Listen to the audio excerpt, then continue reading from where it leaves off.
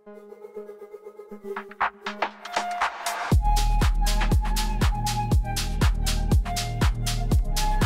Everyone, welcome to our channel info circuit. সবাইকে আমাদের চ্যানেলে স্বাগত জানাচ্ছি। আজকে আমরা উইন্ডোজের ড্রাইভ পার্টিশন রিলেটেড কন্টেন্ট নিয়ে এসেছি আপনাদের কাছে। কিভাবে সি ড্রাইভ থেকে এক্সট্রা করে একটা নতুন ড্রাইভ তৈরি করা যায় সেটা আমরা আজকে দেখব।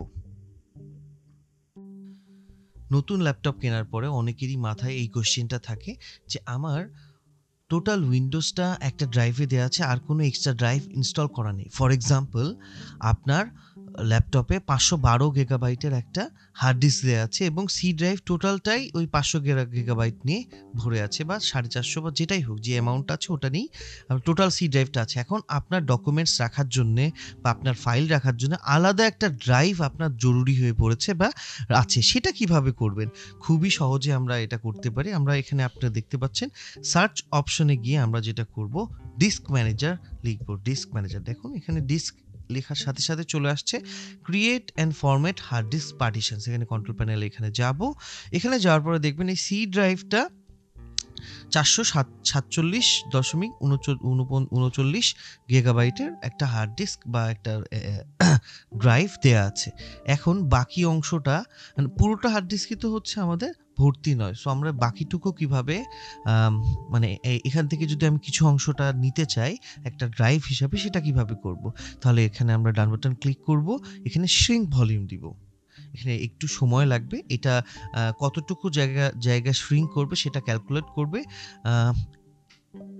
এখানে দেখুন 318.318.902 এই অ্যামাউন্টটা শ্রিঙ্ক করতে পারবে বলছে।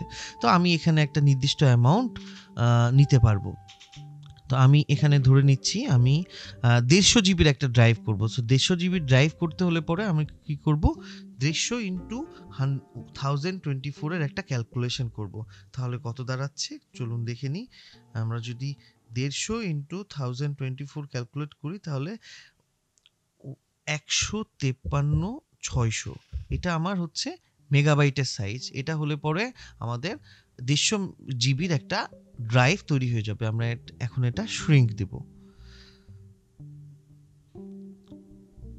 দেখুন এখানে একটা আনঅ্যালোকেটেড অপশন চলে আসছে, 150 জিবির একটা আনঅ্যালোকেটেড অপশন। তার মানে 150 জিবির একটা অপশন ফাঁকা হয়ে গেছে আমাদের সি ড্রাইভ থেকে। তারপরে আমরা এখানে আনঅ্যালোকেটেড থেকে নিউ সিম্পল ভলিউম ক্লিক করব, দেন নেক্সট ক্লিক করব। নেক্সট ক্লিক করে এই টোটাল অংশটাই আমরা নেক্সট ক্লিকে চলে যাব। অ্যাসাইন কি ডি, ফার্স্ট ড্রাইভটা সি হলে পরে সেকেন্ড ড্রাইভটা হবে ডি। দিয়ে আমরা এনটিএফএস এখানে সিলেক্ট করতে পারি, বা ফ্যাট এক্স ফ্যাট করতে পারি, বা এনটিএফএস করাটাই বেস্ট। আমরা নিউ ভলিউম দিতে পারি নাম, এখানে আমরা একটা নাম দিয়ে দিতে পারি ফাইলস।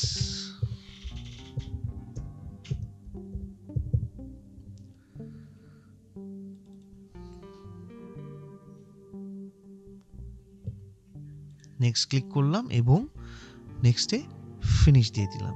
তাহলে আমাদের একটা নতুন ড্রাইভ ক্রিয়েট হয়ে গেল। খুবই ইজিলি আমরা দেখে নিলাম নতুন ড্রাইভটা কিভাবে ক্রিয়েট হয়ে গেল। এখানে আপনারা দেখতে পাচ্ছেন সি ড্রাইভের পরে একটা নতুন ড্রাইভ পার্সোনাল ফাইলস, এটা ডি ড্রাইভ চলে আসছে।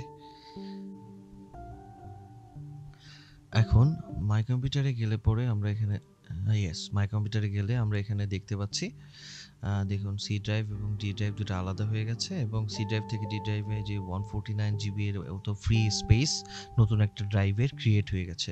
সো আমরা দেখতে পারলাম কিভাবে নতুন একটা ড্রাইভ ক্রিয়েট করতে হয়। আশা করি আমাদের step by step process explanation ভালো লেগেছে আপনাদের কাছে। ভালো লেগে থাকলে অবশ্যই ভিডিওটি লাইক করুন অ্যান্ড আমাদের চ্যানেলটি সাবস্ক্রাইব করুন। নেক্সট ভিডিওতে আরও ইনফরমেটিভ টপিক নিয়ে আপনাদের কাছে আসছি নতুন ইনফরমেশন নিয়ে আপনার কাছে আগামী কন্টেন্টে। সাবস্ক্রাইব করে আমাদের সাথেই থাকুন। ধন্যবাদ।